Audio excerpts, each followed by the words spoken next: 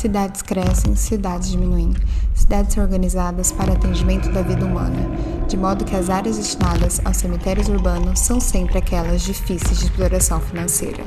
A terra para o homem moderno sempre foi símbolo de riqueza e poder, enquanto a morte nunca foi vista como sinal de vitória. Contudo, há sempre questão cultural, mística e religiosa que envolve o tema. O solo irrigado a lágrimas torna-se improdutivo, nem mesmo o maior e mais talentoso urbanista pode projetar uma imagem diferente de dor naquele local.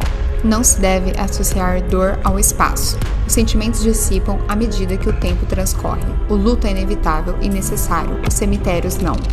Os cemitérios tornam-se grandes terrenos com pouca funcionalidade e enorme manutenção. Ao mesmo tempo que pessoas mortas são esquecidas, eles também.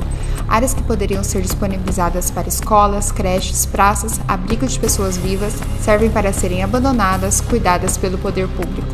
Tendo hoje várias formas de enterros mais viáveis e protegendo as cidades e ambientes urbanos, principalmente o dinheiro público. Verticais, horizontais, paisagísticos. Há várias maneiras de se implementar este equipamento urbano nas cidades, minimizando os impactos ambientais. Contudo, há sempre uma equação que jamais será resolvida. Em determinado momento da história de qualquer cidade, a morte sempre irá superar a vida. A vida se renova, a morte é uma constante. O espaço se transforma, os cemitérios não.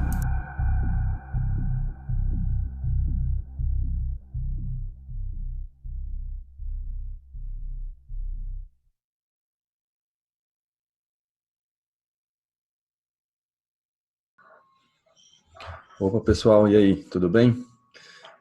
Vamos fazer nosso primeiro bate-papo aqui sobre cemitérios urbanos.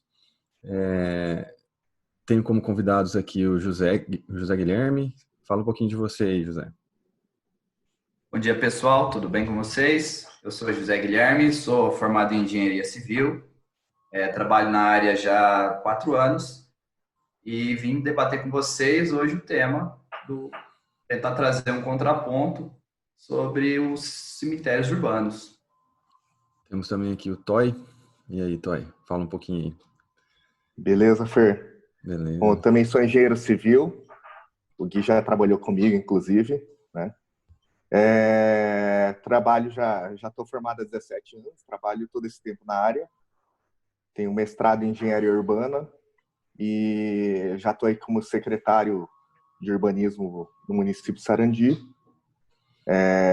E também sou concursado lá da prefeitura. E eu sou o Fernando, eu sou mestre em filosofia. Tô perdido no meio dos dois aqui, brincadeira. Quem é da filosofia nunca tá perdido no meio de nada, né? É verdade, né? Então, assim, a gente vai falar um pouquinho sobre o vídeo ali, né, que a gente passou aí no começo, que fala um pouquinho da função e utilidade do cemitério nos dias atuais e nos dias de sempre, né?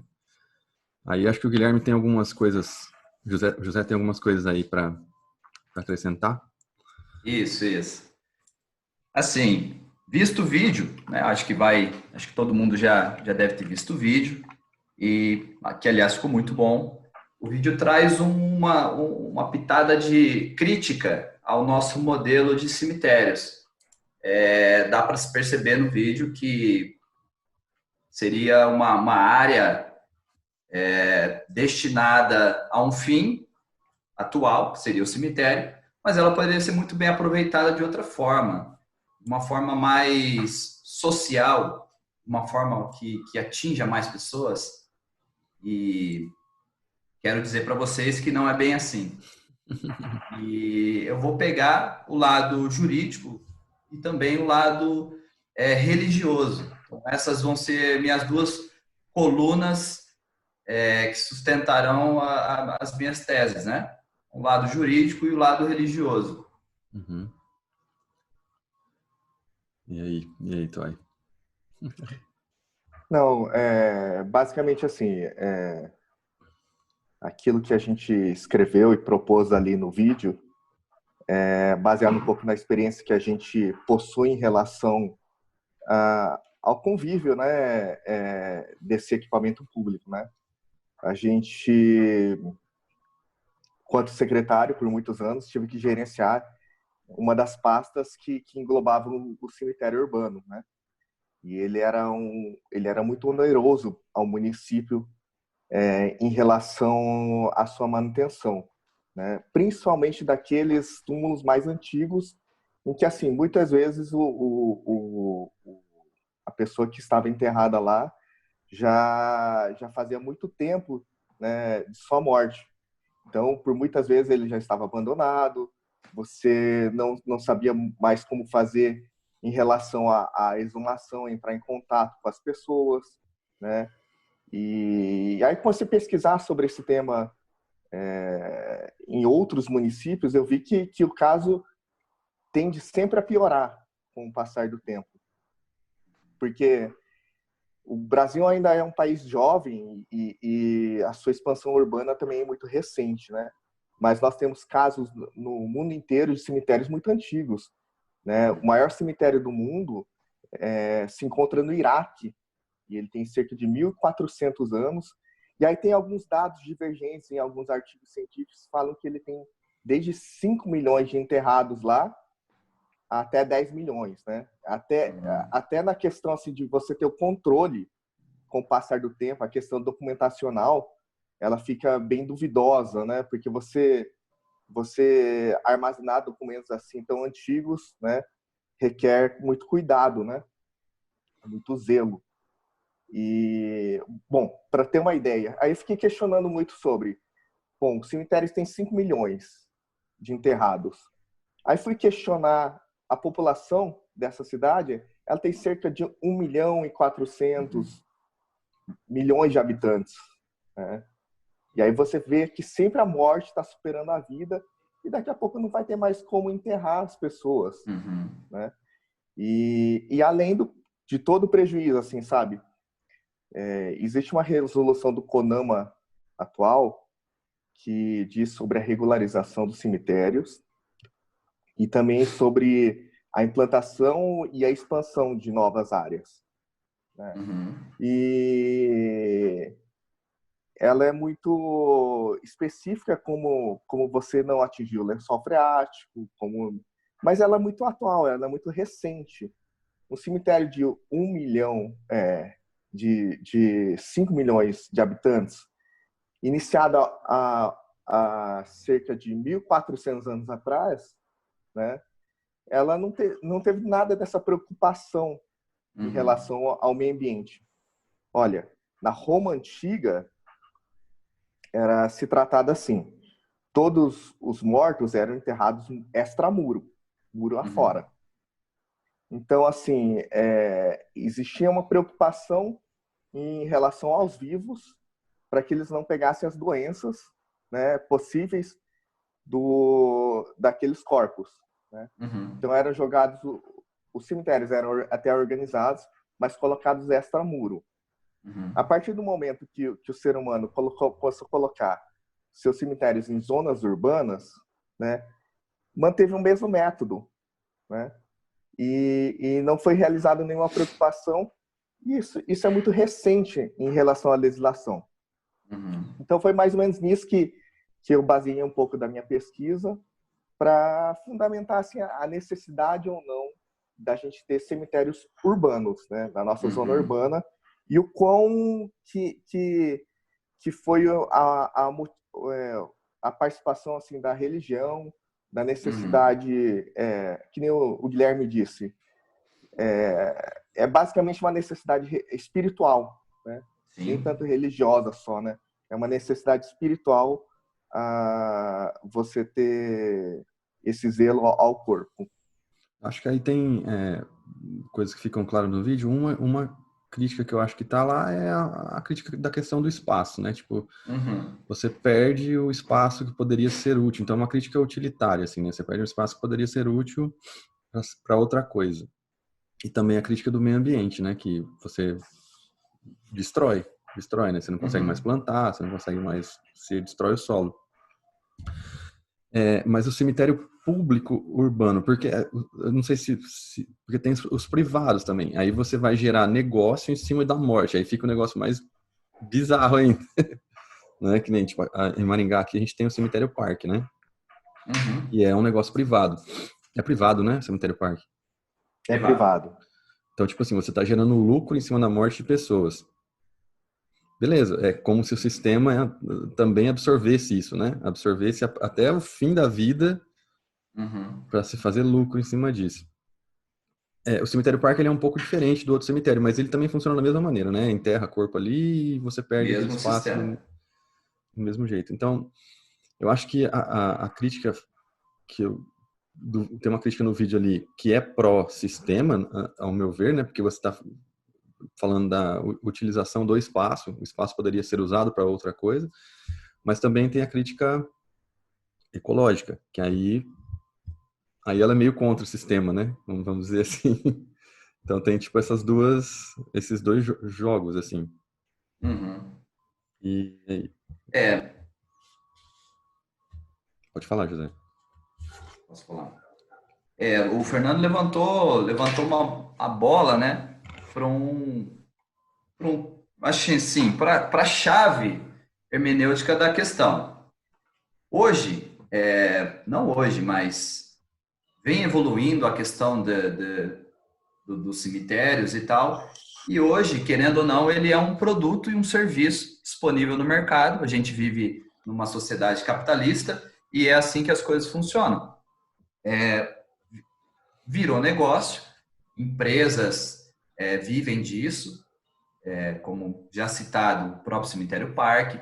A gente tem toda um leque de serviços de indumentárias, a gente tem a questão até a própria igreja, ela tem um certo valor que ela cobra para ir lá fazer todo aquele rito, né? A depender da religião.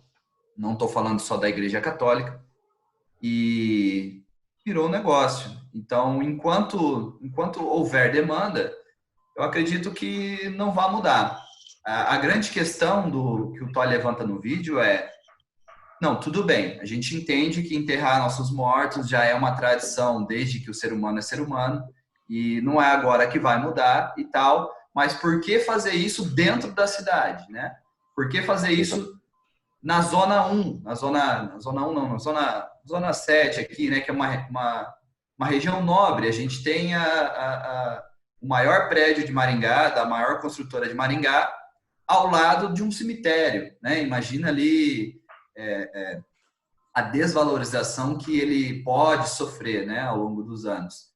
Porque, falando agora um pouco de direitos, aquele solo ali, ele não pode ser mais transferido, vamos dizer assim, né? Não se transfere um cemitério de um local para outro. Então, provavelmente, ad eternum vai ficar ali o cemitério. Então, aquela área ali, meio que não tem mais o que fazer com ela, visto a nossa jurisdição hoje. O Brasil, ele tem na sua Constituição, na Carta Magna, o direito à sepultura, né? Então, ele garante, assim como ele garante o direito à educação, o direito à saúde e à segurança pública, ele garante deixa eu pegar aqui na minha cola, o jus sepulcri, se chama, vem lá da Roma Antiga. É o direito de da pessoa humana ter um sepultamento.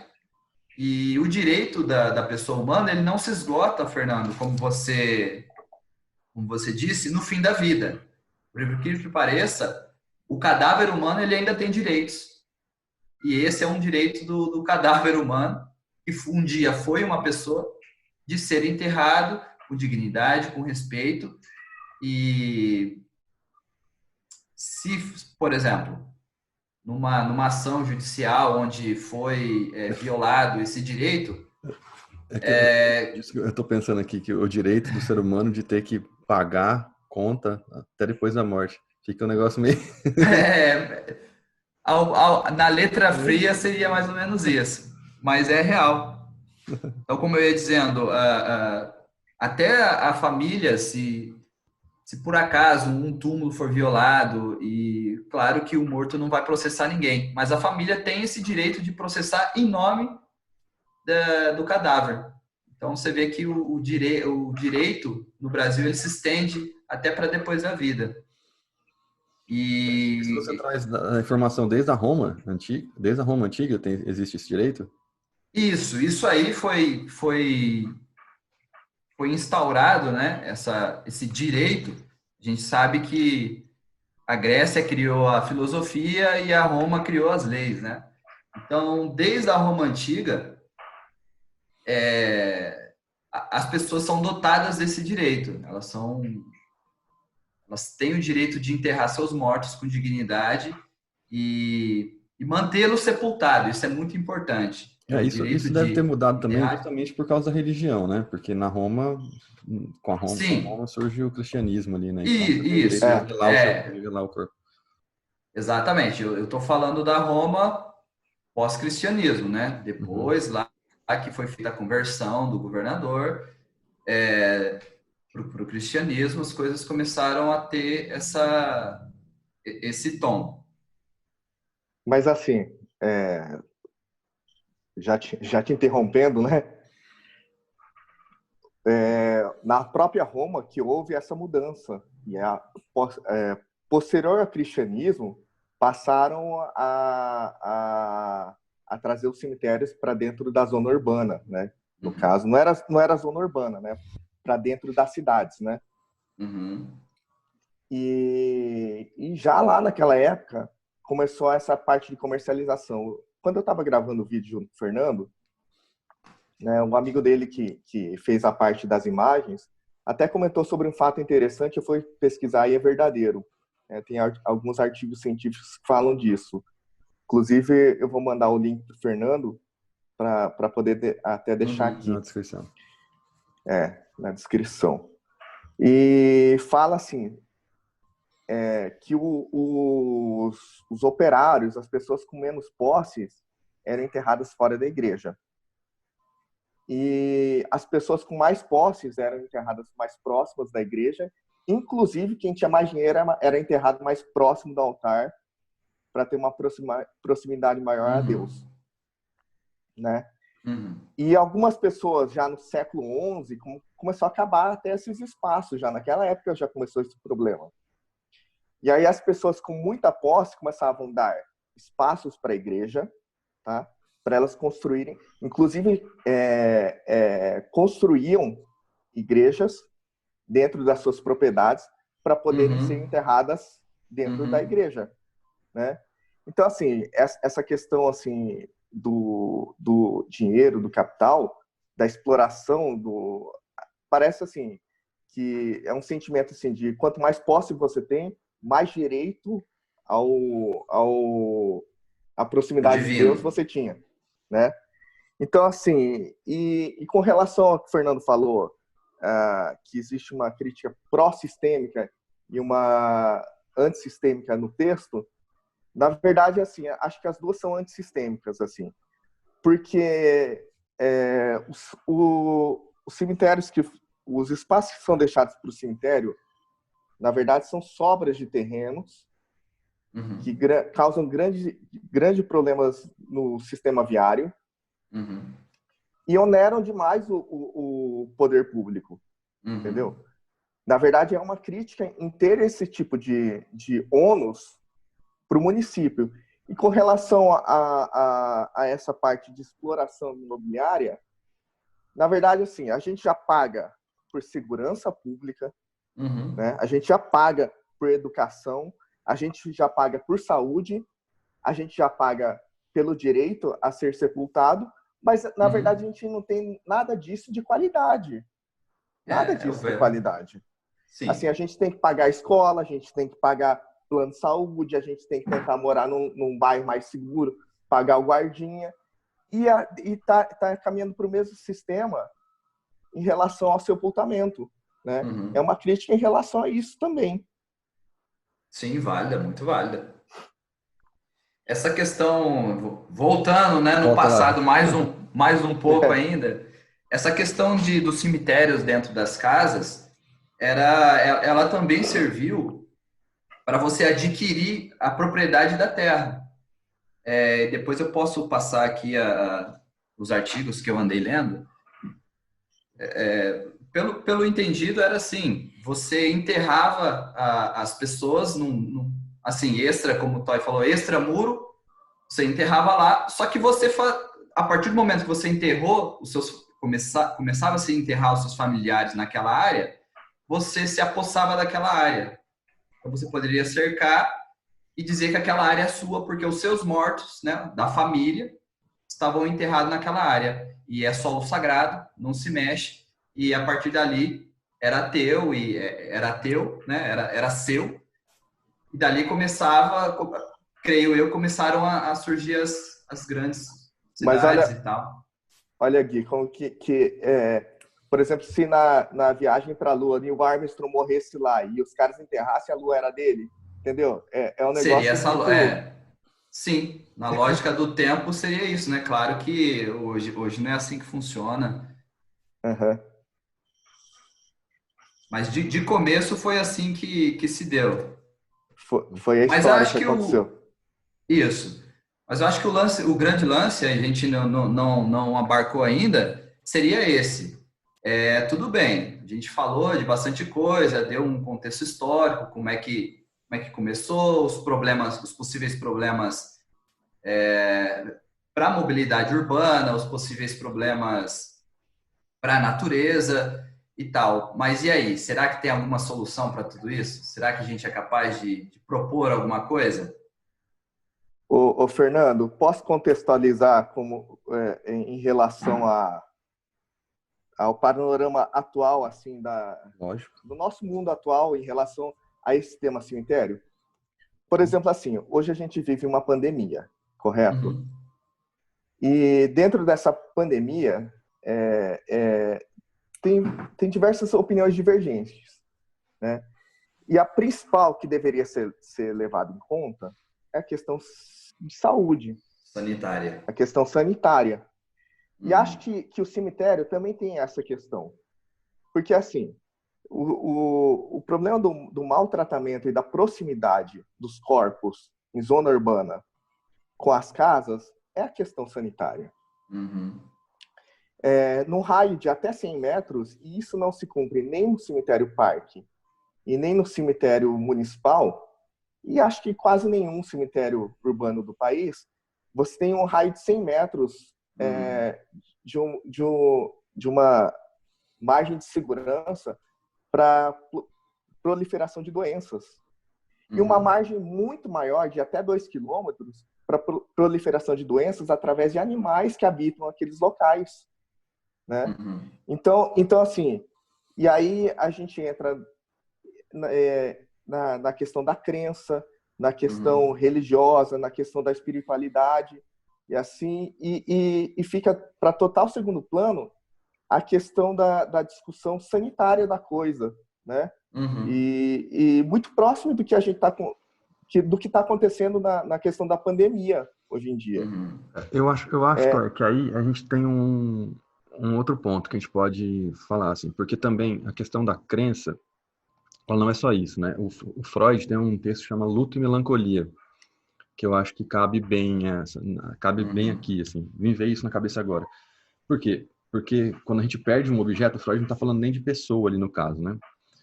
Porque serve também para objetos. Quando você perde um objeto, você tem imediatamente esse sentimento de luto. O sentimento de luto é que você não vai conseguir mais ter aquilo perto de você e tudo mais. Vai passar um sentimento de luto que a gente conhece. Só que quando você não cura esse luto, você não cura mais ele muito bem, você não define muito bem o que é aquilo, que você perdeu aquele objeto e pronto, e mata aquilo na sua vida, você se torna um melancólico. E essa melancolia também é caso de saúde. É caso de saúde e você vai ter que tratar ela praticamente para o resto da vida toda. O cemitério, nesse sentido, ele não serve para fazer essa coisa do luto, né? De você estar ali encarando, sabe assim, para você findar o... Eu também me questionei sobre isso. Eu acredito que sim. Até antes de escrever, eu debati no grupo do pessoal que formou comigo, para ver se eles tinham mais experiências em relação a isso.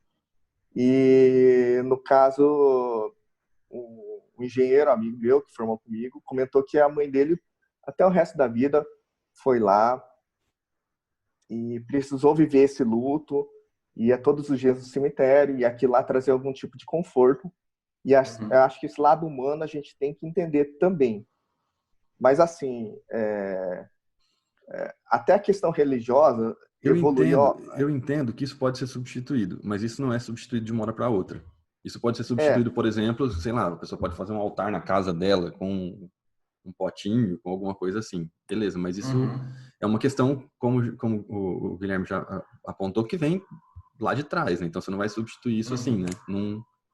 Mas Fernando, esse luto, ele é passageiro, ele vai durar o quanto a vida da pessoa também durar. Por exemplo, num cemitério de 1.400 anos, não tem ninguém vivendo as dores dessas pessoas e a possibilidade de ainda ter a contaminação de lençol freático, ela ainda é presente, ela ainda é atual. Sim. Mas nesse sentido, assim. Ô, Toy, agora eu acho que só entrando um pouco mais na questão técnica dos cemitérios, eu acho que você tem muita propriedade para falar disso. O quão grave é esse risco ambiental comparado a outras atividades do ser humano, por exemplo, agricultura, por exemplo, grandes indústrias, a indústria da moda que lavam, né, seus tecidos, e aquilo gera um resíduo que praticamente não tem uso, a nossa querida construção civil, que gera em diversos resíduos, como o próprio gesso, a gente não sabe o que fazer ainda com ele direito. Em que grau que está, só para a gente se situar, em que grau que está o cemitério nessa escala de malefício ao meio ambiente, no seu ponto de vista? Mas assim, eu pesquisei vários artigos que falam sobre a contaminação desde de águas subterrâneas quanto de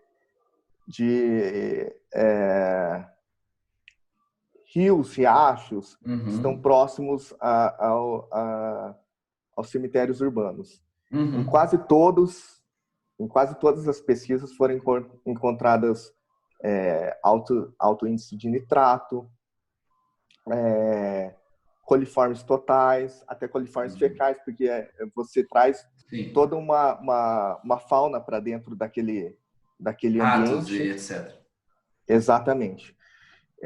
Pombas, né? Pombas, né? São os mais graves, né? Sim. E quase em 100% dos cemitérios pesquisados foram encontradas irregularidades em relação à contaminação da água. Né? Eu acho que a ideia é, talvez assim, promover uma discussão de mudança de comportamento em relação... Porque, assim, não foi do dia para a noite que as missas foram passadas deixadas de ser celebradas em latim, que passou a ter música dentro da igreja. Sim. Então, acho que assim, a gente não vai conseguir mudar o pensamento das pessoas mais antigas, né? E da mesma forma, assim, que eu vi um texto, um debate do Fernando com o pessoal da filosofia sobre negacionismo, entendeu? E eu acho que a ideia, da mesma forma que as indústrias que são poluentes, da mesma forma que a construção civil, ela polui, sim. Talvez de uma maneira até mais pesada e mais rápida que o cemitério. Mas, assim, a gente não pode ter um negacionismo no setor de cemitério também, de achar que aquilo é uma questão cultural e a gente tem que, de alguma maneira... Que pode acontecer, né? Sim, claro. Perfeitamente. Eu acredito que a gente tenha outras atividades muito mais poluentes, né, de uma maneira muito mais rápida, que a gente tem que regulamentar e começar a tratar sobre o assunto. Assim, o que não pode acontecer é negar e dizer que esse problema não existe. Claro, sim. O elefante está na sala, né? Não tem como a gente... falar que é um sofá, né? Não tem como falar exatamente. E acho também que com o crescimento das cidades, esse assunto ele vai ficar extremamente relevante, porque... Sim, como já é. Você vai apertando, né? Você fica sem espaço, cada vez mais sem espaço. Só que aí... Pode falar, Guilherme. Desculpa. Não, por favor, pode. Só que aí, tipo assim, a gente também teria que falar do crescimento da cidade, né? A cidade não deveria crescer tanto mais, então... Não, mas aí a gente entra em outro questionamento que também é muito polêmico, né? Crescimento populacional, porque é diretamente proporcional. Sim. Sim, nasce mais gente, consequentemente vai morrer mais gente, as cidades vão crescendo. Agora, um dado é que, assim, talvez, né, as pessoas que venham a nos assistir, se é que alguém vai assistir a gente, mas enfim, Pois é.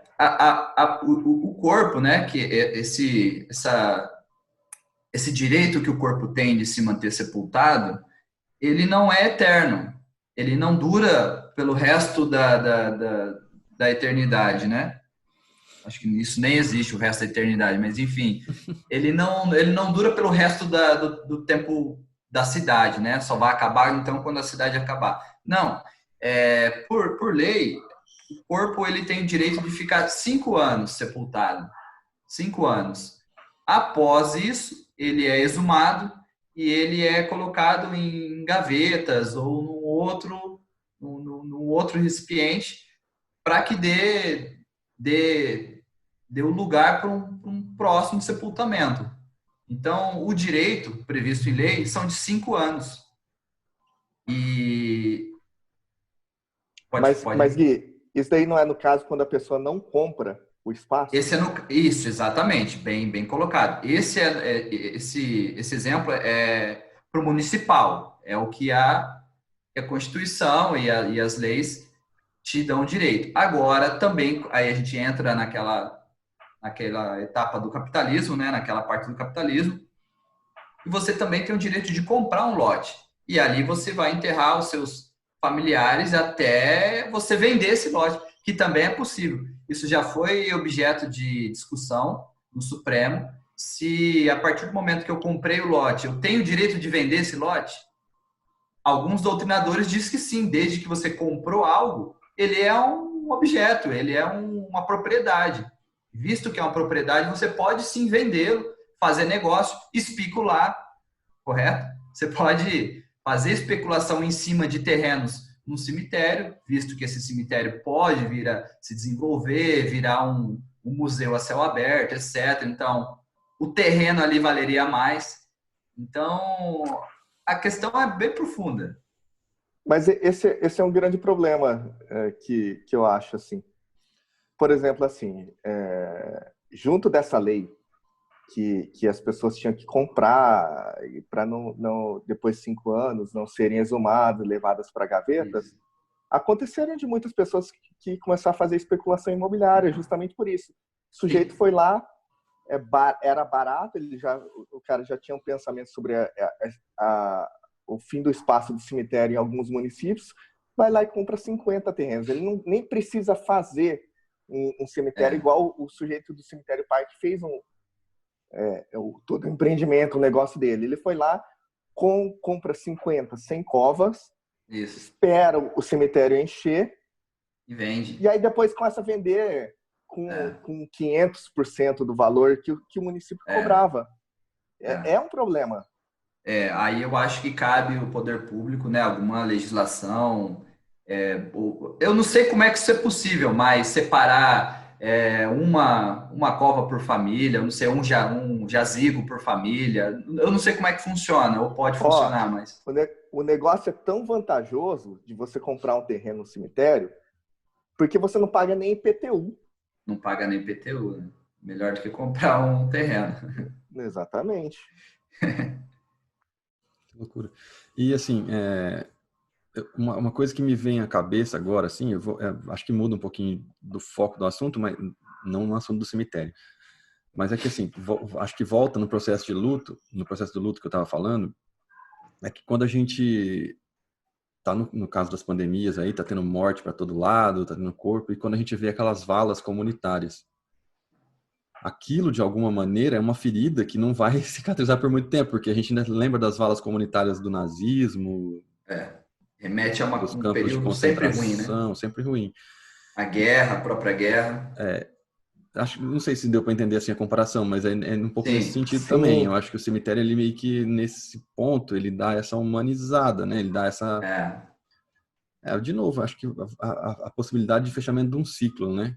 Coisa que você Isso. não... Porque ali, querendo ou não, você ainda é enterrado com a sua identidade, né? Você tem alguns, né? Porque alguns realmente ficam abandonados ali, já vira qualquer coisa. Mas ainda alguns carregam um pouco dessa sua identidade. Então, uma certa memória que está ali fechadinha. Que nem no caso das valas públicas, que acho que abriram... Chegaram a abrir em Nova York, né? No Brasil, acho que não chegou a ter vala pública. Colocaram um do lado do outro, assim, separado, enterrando separado, né? Pelo Covid, você fala, Pelo Fernando? Covid.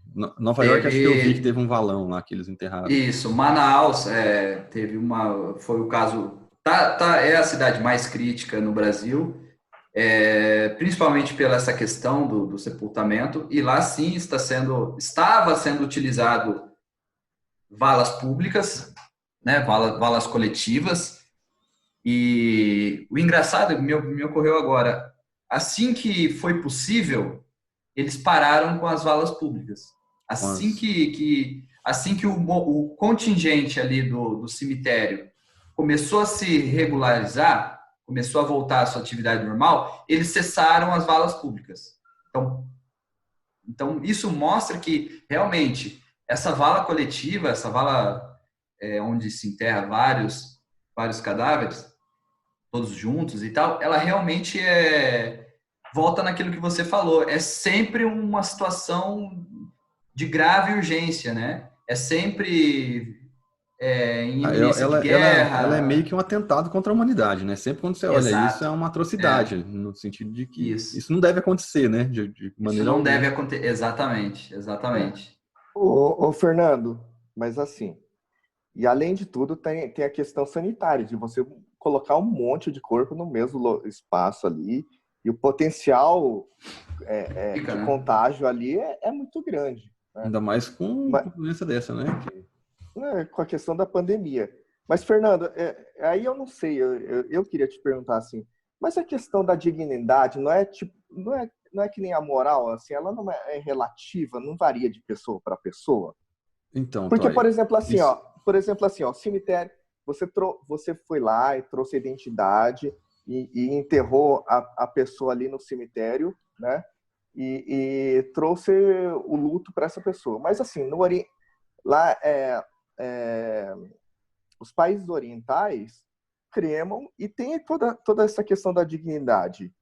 Lá na Índia, eles pegam e fazem todo o velório e jogam a pessoa no rio, entendeu? Que também é complexo para a natureza, né?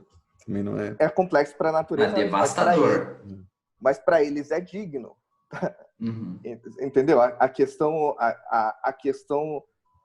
religiosa deles, espiritual deles, foi suprida. Né? Para eles poderem ter o conforto para viver o luto. E isso não é muito próximo em que eu estou falando totalmente leigo, estou te perguntando da questão moral que varia muito de pessoa para pessoa, cultura. Eu acho que o Guilherme já falou isso lá no começo. Vem com o cristianismo, muito provavelmente, né? Não tem muito. Só que assim, a gente. Essa questão de guardar o corpo é do cristianismo. Isso. Não muito, cara, porque assim, tem a questão da modernidade, a modernidade que ela surge ali com o Descartes, que é um pós-cristão, na verdade, assim, o Descartes ele vai passar a ter o sujeito na base do mundo, né? Ele fala assim, eu penso, logo existo. Então, tipo assim, o existir depende de um pensamento. Primeiro eu tenho que pensar para depois existir. Se eu tenho que pensar, primeiro tem que ser um sujeito individual para depois existir, entendeu? E isso depois o Kant vai fundamentar bonitinho e vai acabar com a parte... Porque o Descartes ainda precisa de um Deus que resguarde esse sujeito. O Kant vai fundamentar e falar assim, não precisamos mais nem de Deus. Mas essa questão da identidade subjetiva, ela começa ali na modernidade. Ela é uma pauta da modernidade ocidental. Então, tipo, o Descartes cria esse sujeito.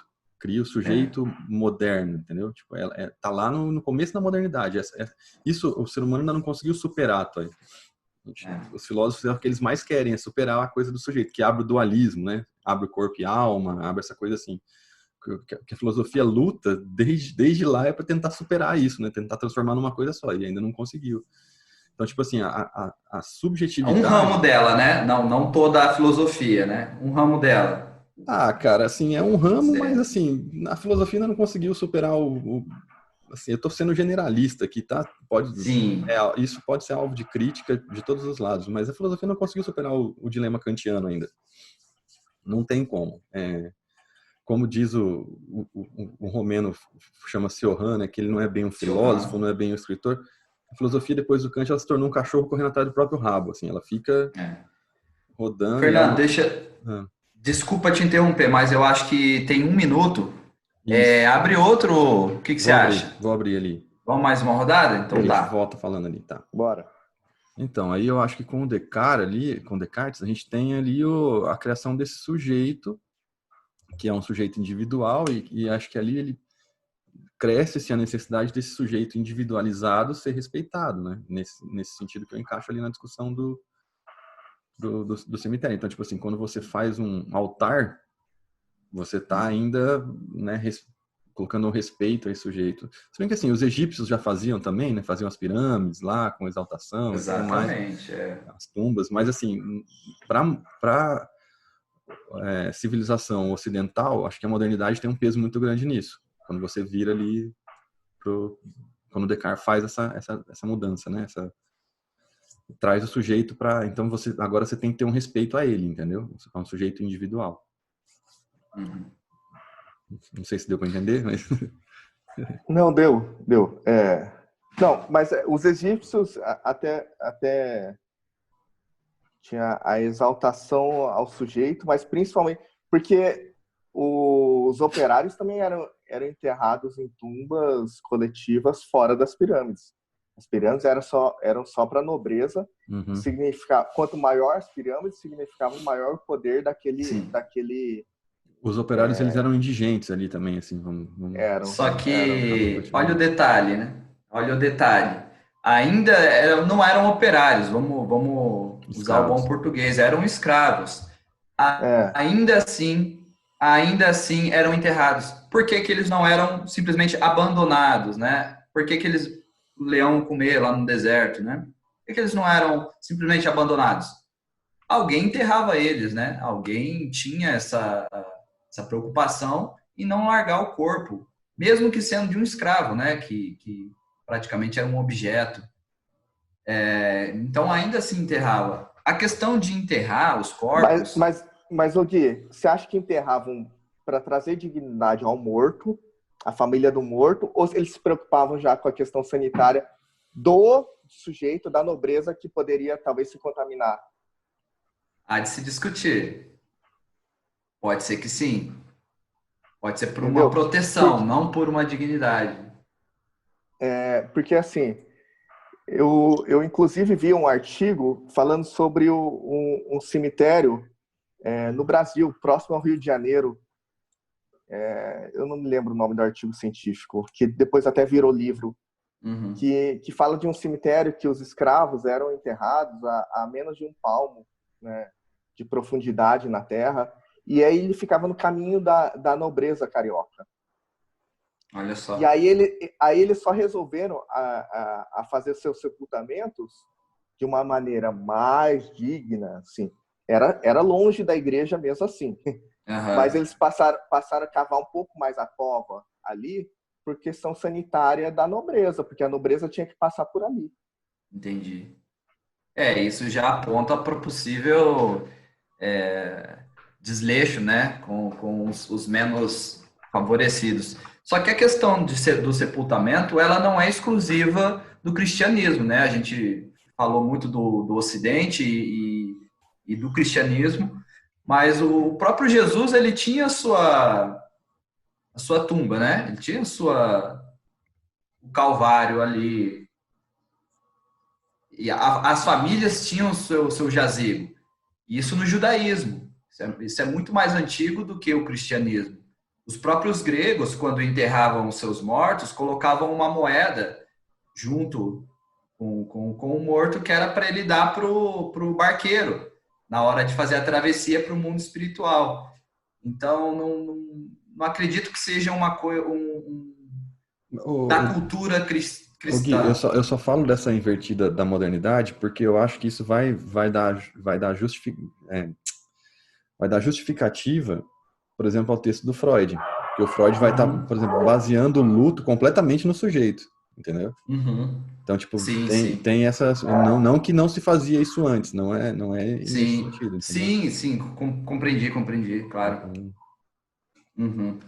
Só nesse sentido.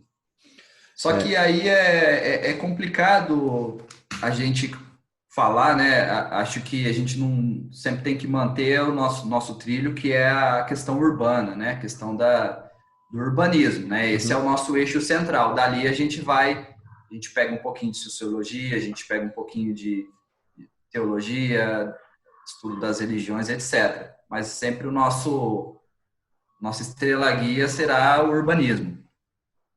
E então acho que a igreja já se pronunciou quanto a isso, né? A igreja católica já se pronunciou quanto a isso. Ela já identificou que não só no Brasil, mas principalmente na Europa, tanto a questão sanitária quanto a questão de espaço físico mesmo vem se tornando um problema, e ela já, não é que ela permitiu, mas ela já sinalizou que não há problema nenhum em ter, por exemplo, cemitérios onde não há cova, cemitérios de crematórios. Isso aí já é um ponto pacificado pela igreja, o próprio Papa já se pronunciou, dizendo que não há problema nenhum em você ter lugares onde se cremam os corpos, etc. Ela só tem um pouco de restrição quanto a o que fazer com os restos, né? O que se fazer com os restos mortais ali que ficam. Ela é contra, por exemplo, você colocar em um objeto ou levar para casa, pôr num vaso, etc. Ou espalhar, né, pelo ar, como algumas culturas fazem. Ela ainda vê a necessidade de você ter um local que tenha ali os restos mortais do seu ente querido, que um dia foi uma pessoa humana. Eu não sei, me veio à cabeça aqui. Eu não sei. Porque você falou sobre Jesus, sobre ele ter sido... Foi numa tumba, né? Ele ter sido enterrado numa tumba, que é isso que o cristianismo acredita, né? Mas, na verdade, assim, é que não era uma tumba, né? Era como se fosse uma espécie de caverna, assim, um jazigo, onde é depositado o corpo ali. Eu não li nada sobre isso, mas eu queria saber se você sabe. Sim. Porque o cristianismo fala sobre ressurreição de Cristo, sim. sobre ressurreição dos mortos. E aí o cristianismo ele tem como prática guardar os corpos. Isso. Através do cemitério. Tanto é que por muito tempo guardava-se dentro das igrejas. Eu acho que até em algumas igrejas aqui de Maringá tem... Acho que a catedral tem ossário, né? Tem essas coisas assim. Tem ossário, isso. Dos santos padres. Isso tem alguma questão a ver com a ressurreição? Guardar os corpos? Esperando a ressurreição? Tem sim. Alguma coisa? Foi justamente esse ponto que a igreja teve que intervir e teve que esclarecer. Porque se falava desde sempre, né, desde a construção do cristianismo, enquanto religião, né, da ressurreição dos mortos. Esse sempre foi um dos pilares da religião. E visto que os mortos serão ressurreitos, né, há de se ter o corpo. Então, há de se preservar o corpo na esperança dessa ressurreição. Mas foi justamente aí que a igreja se prontificou a dizer que não é para se levar literalmente, mas isso agora, né? Isso há pouco tempo atrás, menos de, sei lá, há décadas atrás que isso foi atualizado, de que a ressurreição dos mortos não virá pela ressurreição dessa carne que ficou para trás. Então, durante muito tempo, durante praticamente toda a vida da doutrina, acreditava-se que sim, que cremar os corpos era errado e de que você deveria preservá-los, enterrado. Então, a igreja veio para atualizar. E é engraçado, não é engraçado, né? Mas é curioso de ver como a igreja ela se atualiza.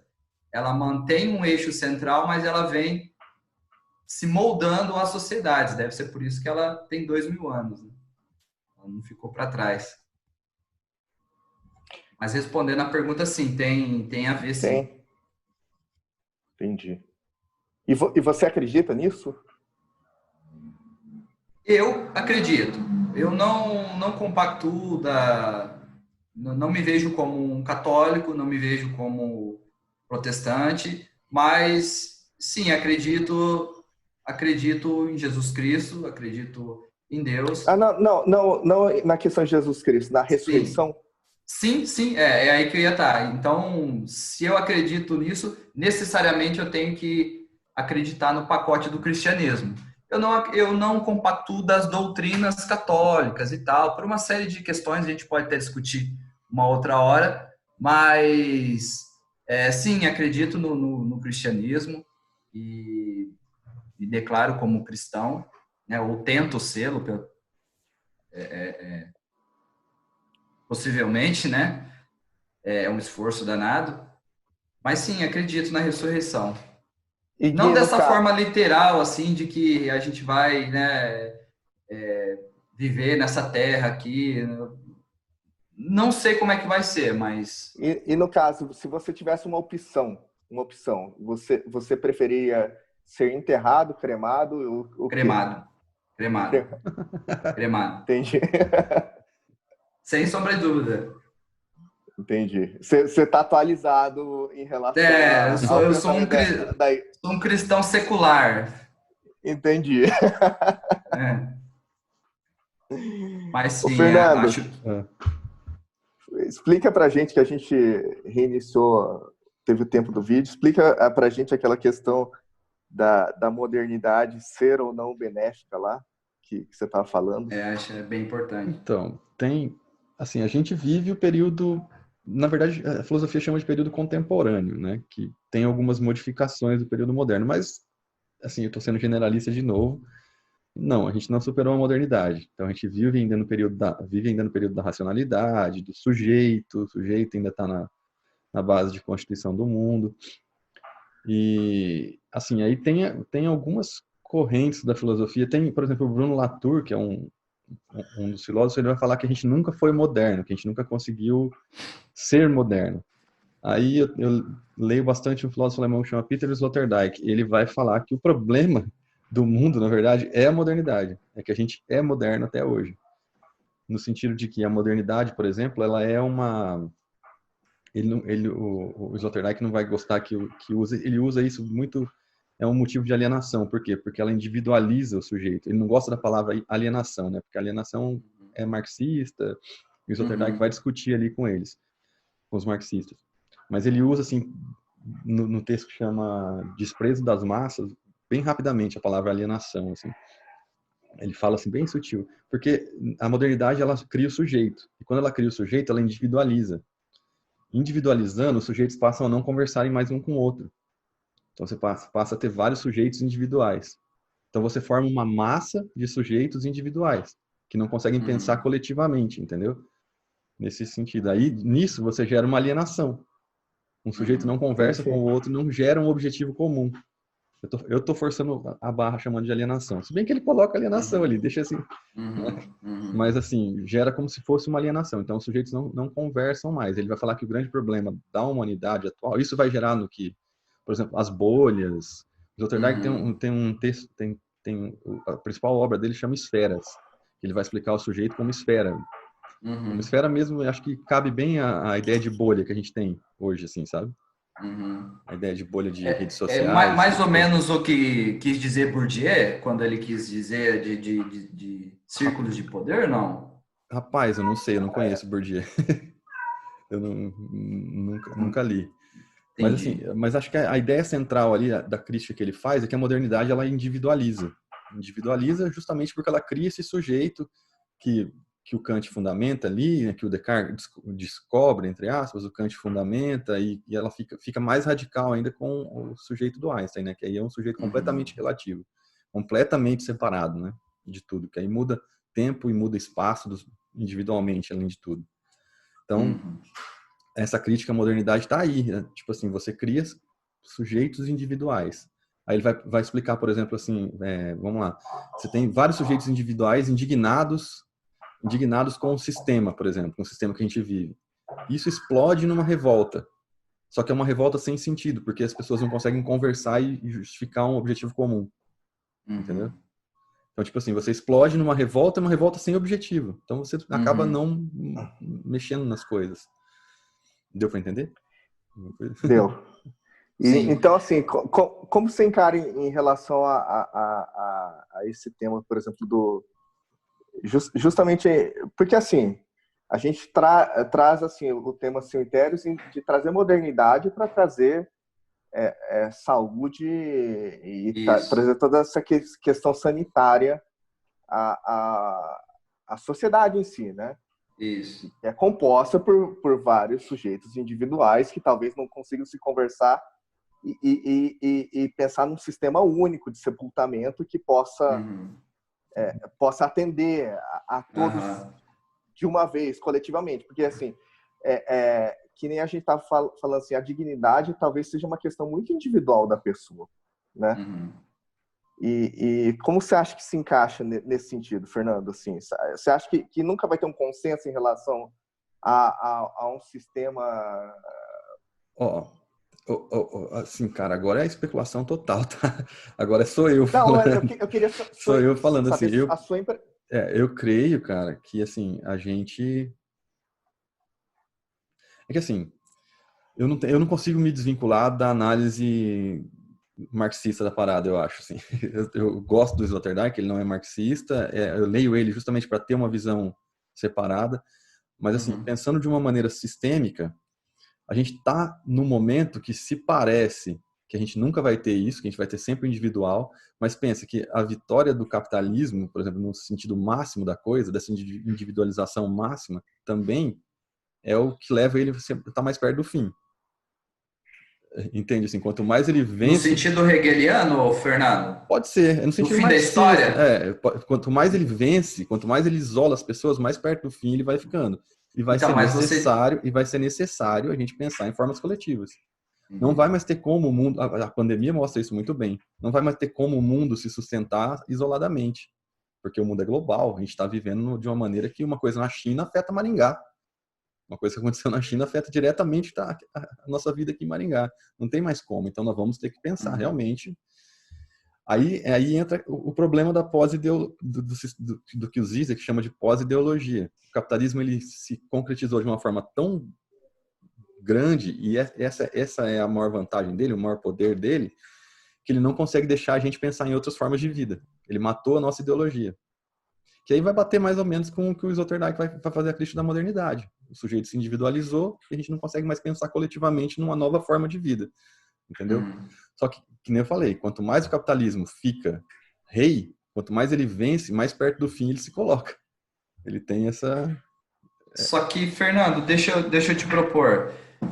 Quando você fala em individualismo e fala em coletivismo, não tem como separar isso do Leviatã, né? Não tem como separar isso de um Estado que concentre o poder, ou de um Estado que... Então, aí Guilherme, você está sendo... Porque o anarquismo, acho que o anarquismo está para além da utopia. Aí você está sendo pós-ideológico.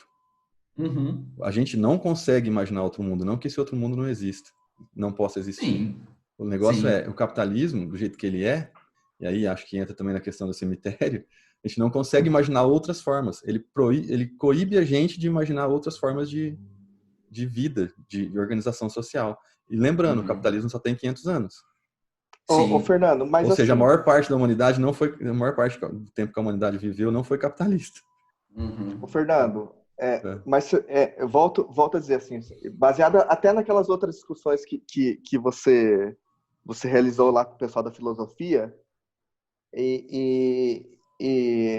porque a gente não consegue ver outras soluções a não ser o capitalismo, porque e da mesma forma que o pessoal não consegue ver outras soluções a não ser o modelo atual de cemitérios urbanos, porque ali eles propõem como se fosse a única solução para trazer dignidade e para trazer moralidade, para trazer, sabe, questões que são muito individuais e que são coisas que não se julgam, que não é uma questão técnica, entendeu? Porque quando você traz tudo para o âmbito moral da discussão... Mas não é uma questão técnica. Se for técnica, eu nego ela. É simples assim. Exatamente, exatamente. Assim. Entendeu? Lembra até que eu pedi para você me explicar sobre o que era falácia, ad hominem, lá, justamente naquela discussão. Aí eles derrubam o argumento baseando em questões, em um único artigo, em discussões morais, em questões assim. E eu acho que tem tudo, todas as discussões caminham assim para jogar nesse âmbito moral, nesse âmbito do digno, sabe? E as pessoas não conseguem enxergar que não é um ataque à igreja, nem um ataque à espiritualidade delas, trazer a questão sanitária, entendeu? É pensar soluções que talvez possam atender a essas pessoas, né? E também atender as pessoas, ao coletivo em geral. Eu acho que esse é o grande papel da engenharia, né, Toy? Principalmente da engenharia civil e da arquitetura e das ciências de urbanismo, é entender as necessidades do coletivo, né? Entender as necessidades das pessoas e propor uma resolução para os problemas técnicos. Aí eu acho que tem que ficar bem delimitado também a questão do coletivo, tá? Porque a gente tem que, como o Guilherme falou, tem que entender o coletivo das pessoas. A gente pode também entender coletivo como sistêmico. Aí a gente pode gerar um sistema de... A gente não, né? Que eu não vou fazer isso. Mas assim, pode-se gerar um sistema de cemitérios que vise o lucro e que seja mais destrutivo ainda, entendeu? Nesse sentido. Então, tipo assim, é por isso que eu falo, Guilherme, que quanto mais o capitalismo vence, mais ele se aproxima do fim. Primeiro porque ele gera desigualdade, porque ele é um sistema de acumulação infinita. Então, quanto mais um cara ter, os outros menos vão ter, né? A gente chega a números assim absurdos de que 1% da população tem 60% da riqueza do mundo, né, hoje em dia. E 5% tem 90% da riqueza do mundo. Então, tipo, isso vai gerando uma massa que como o Sloterdijk vai chamar, uma massa desprezível. O Sloterdijk odiaria tá ouvindo misturar ele com o marxismo, assim, tá? Mas eles falam mais ou menos a mesma coisa. Vai gerar, tipo... Agora, uma pergunta para você, Fernando, um pouco fora do nosso trilho. E o segundo, um outro caso, que aí acho que entra no caso dos cemitérios, é que você vai gerar uma destruição completa da natureza. Você vai ter... Os recursos não são infinitos, né? A gente tem uma riqueza infinita com recursos finitos, né? Então, quanto mais ele se aproxima da vitória dele, mais ele está se aproximando do fim também. Não tem como, né? Porque a gente poderia levar essa discussão também para geração de energia, se for o caso. Sim. Para todas as outras discussões. Para o nível de produção agrícola. Sim, total, é isso mesmo. Pode expandir esse raciocínio para todas as atividades humanas, né? Sim. Aí eu te pergunto, se então a vida, né, seria melhor se a gente não tivesse nada disso? Travou, Guilherme. Ou seja, a vida... Porque a técnica, ela só consegue se desenvolver, né? A técnica enquanto as engenharias, ciência, a melhoria das coisas, ela só consegue se desenvolver no ambiente capitalista. Basta ver não salto... Não necessariamente. Não necessariamente. Assim, aí é mais regra. Mais uma vez, ela é mais incentivada... Basta ver as teses, né? As teses de capitalismo versus... Tem a ciência...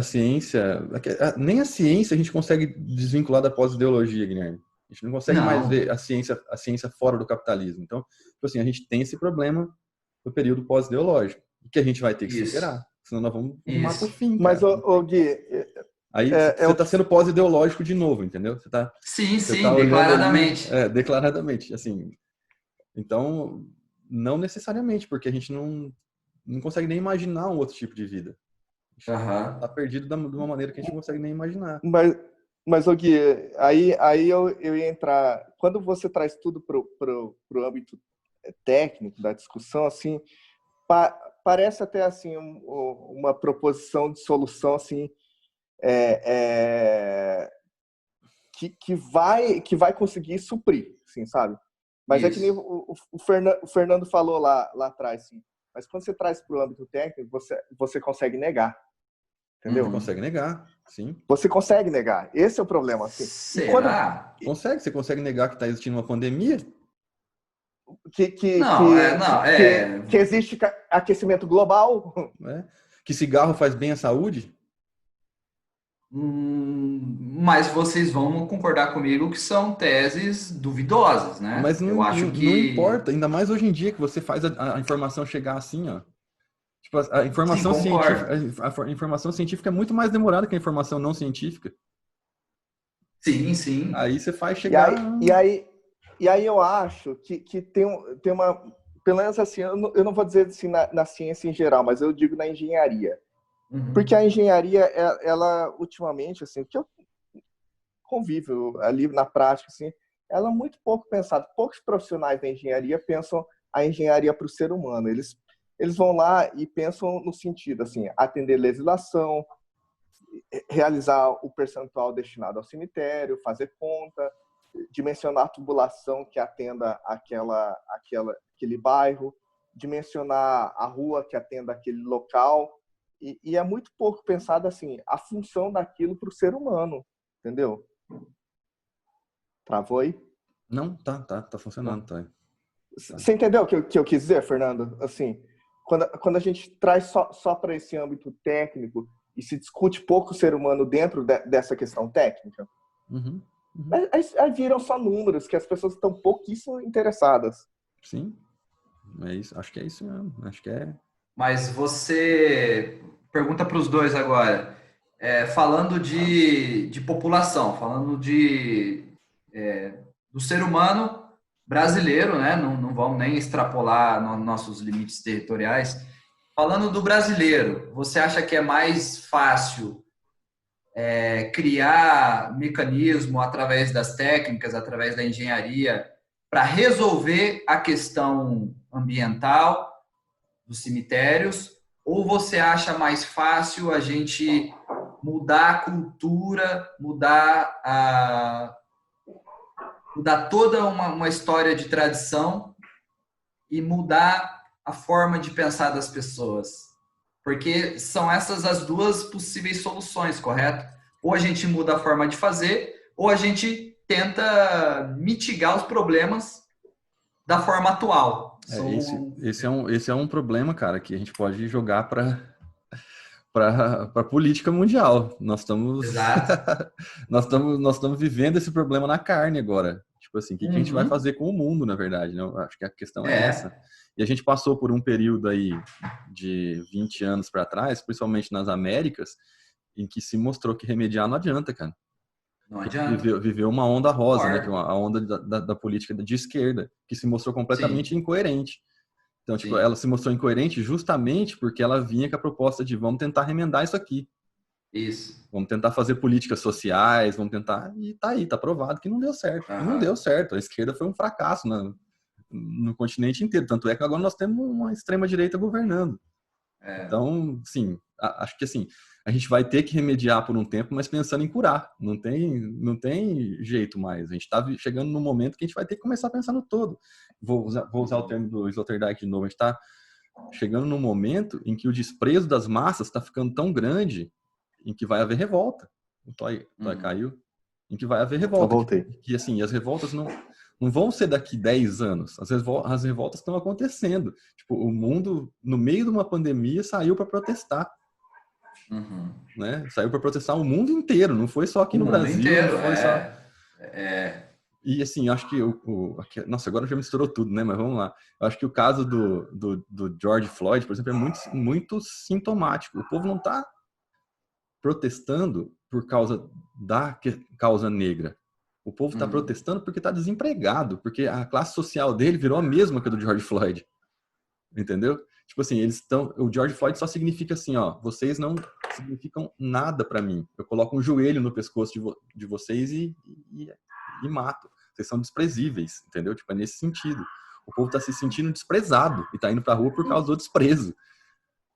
Saca? Bom, Fernando, eu discordo um pouco, visto os números dos últimos 5 anos dos Estados Unidos, né? Beleza, Guilherme. 5 anos de crescimento, em 3 meses Eu de pandemia, sei, são 30 milhões de desempregados, velho, nos Estados Unidos. Não Sim. tem como. É a fragilidade do negócio. Porque eles demoraram 5 anos para conseguir fazer, em 3 meses, puf, Foi por água abaixo.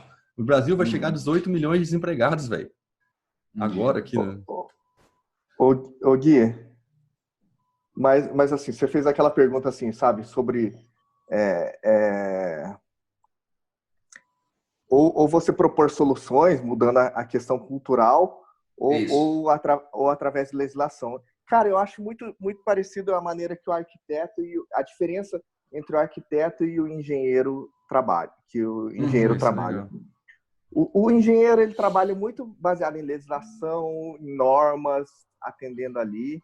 E você pode ver que o arquiteto, ele já...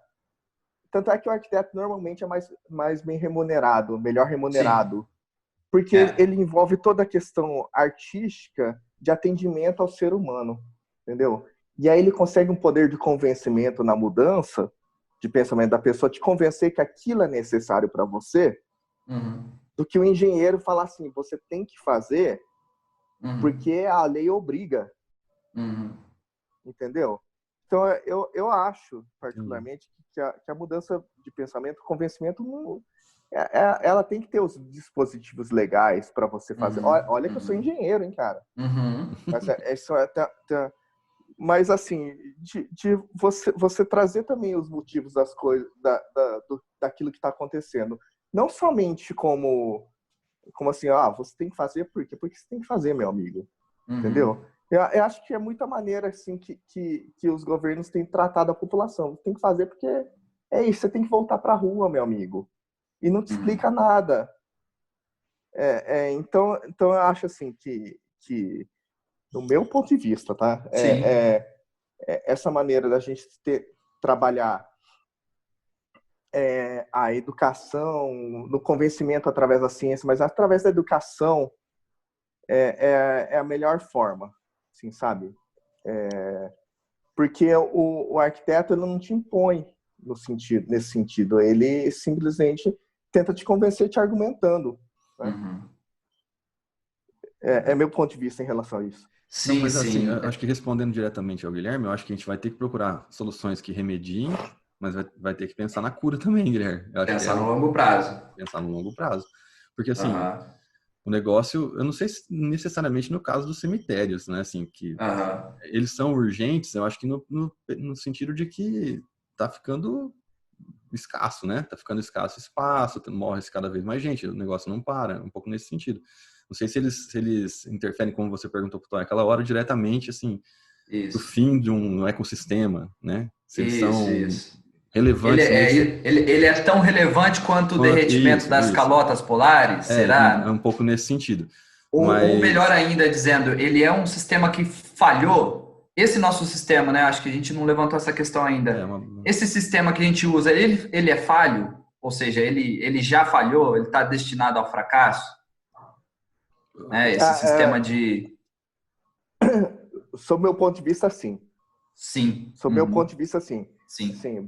Baseado em tudo que eu li sobre contágio, sobre a questão de espaço urbano, a manutenção dele. Onerosa. A gente vê que o sistema público falhou na manutenção desses espaços, principalmente de quem já morreu há muito tempo. Né?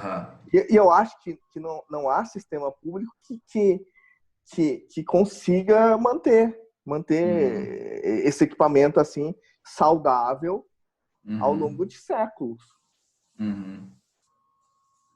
A minha conclusão sobre cemitérios tá errado o sistema. Essa é a sua conclusão. Ele falhou. Precisamos mudar.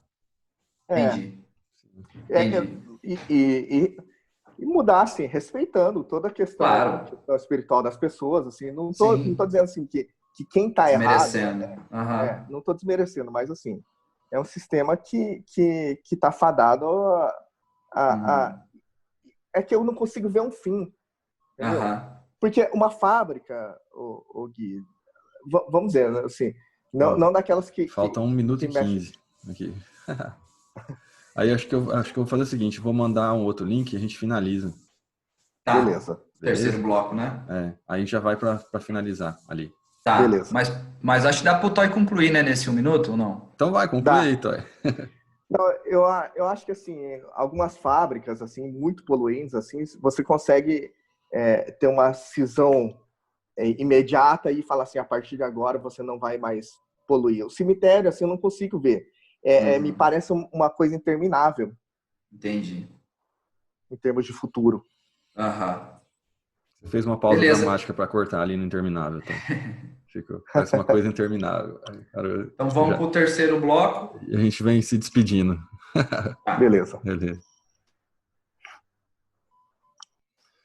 Pessoal, aí acho que esse assunto tem bastante pano para manga aí, né? Dá para discutir a vida, falando da morte, né? Falando do cemitério. Acho que é isso que é legal. E aí acho que a gente pode partir para as considerações finais. Seria legal se vocês conseguissem deixar algumas questões aí para a galera pensar. Quem que quer começar aí? O Toy ou o Guilherme? Quiser, pode ser eu. Bom. Vai, pode falar, Gui. Bom, eu queria deixar o seguinte. Nós estamos vindo, né, de um longo período de tradição, tanto da Igreja Católica quanto da Igreja Protestante, no tocante aos cemitérios. Acredito que isso não venha a mudar no curto prazo, nesse curto prazo, né, os próximos aí 50 anos, mas, visto que o mundo tem mudado numa velocidade jamais vista, talvez 50 anos seja longo prazo. Né? Longo prazo hoje. Sim, mas visto isso, acredito que deve sim ser levado em conta a tradição, deve sim ser levado em conta, hoje o Brasil é majoritariamente cristão, né? Existem mais cristãos do que outra religião, seja católico ou seja protestante, mas eles comungam mais ou menos das mesmas tradições. E, por outro lado, a gente tem sim o problema sanitário e o problema urbanístico. E não sei, talvez uma possível solução seria adotar um raciocínio parecido com o que adotaram na Europa, no tocante aquelas edificações históricas e que ficam ali, você não pode tombar elas, você não pode derrubar e construir outra coisa, porque ela tem um valor histórico, mas você também tem aquele problema da ocupação, né? Ela está ocupando um espaço físico muito disputado no mercado capitalista e tal, no mercado imobiliário, então você tem que fazer alguma coisa. E eles adotaram a técnica, né? Adotaram a política de preservar, ou seja, utilizar para poder preservar. Eu acho que algo parecido poderia ser utilizado nos cemitérios. Talvez um plano urbanístico para os cemitérios, para deixar não aquilo como um ponto horrendo na cidade, mas aquilo como uma espécie de parque, como uma espécie de ambiente comum a todos, sem desrespeitar a dignidade da tumba, né? Sem desrespeitar a dignidade da pessoa morta. E uma outra possível solução seria também a cremação. E aí, por parte das políticas públicas e por parte das religiões, esse até incentivo à prática da cremação em detrimento do sepultamento comum, como a gente vê. Bom, Primeiro eu queria agradecer ao Gui, trazer esse contraponto. Muito bom. E a gente sabe... obrigado. Porque eu acho que ciência, ela só evolui através de contradição, né? Você sempre precisa de um contraponto para propor uma inovação, né? E eu acho assim que o objetivo assim principal desse vídeo assim é promover a discussão, nem talvez porque assim a solução ela vai surgir do debate, da pesquisa, Sim. de verificar as individualidades de cada coisa, dos seus prós e contras. Acho Sim. que nós temos um problema urbano que tem que ser discutido, e principalmente porque se trata de algo coletivo, né? Uhum. E é muito difícil você conseguir um senso comum, né, para alguma coisa que já se estende há tempos, né? Mas basicamente acho que a gente teve sucesso em criar esse tema, porque justamente por ele ser polêmico, né? Porque assim a gente já trouxe uma discussão, talvez algo que fosse tabu, né, para a sociedade, assim, algo que talvez não fosse nem debatível, né? Você vê que no texto a gente não propõe uma solução específica, assim, não existe uma fórmula de sucesso de que a partir daqui o mundo vai ser guiado dessa forma e a gente tem que agir dessa maneira, assim. É mais a proposição de debates através, assim, de não negar o problema, né? Basicamente, eu me sinto feliz da gente ter discutido esse tema. Massa. Legal. Fechou, então. Valeu, gente. Pessoal, foi obrigado. Um prazerzaço passar essa manhã de domingo. Espero que convide para os próximos. E tamo junto.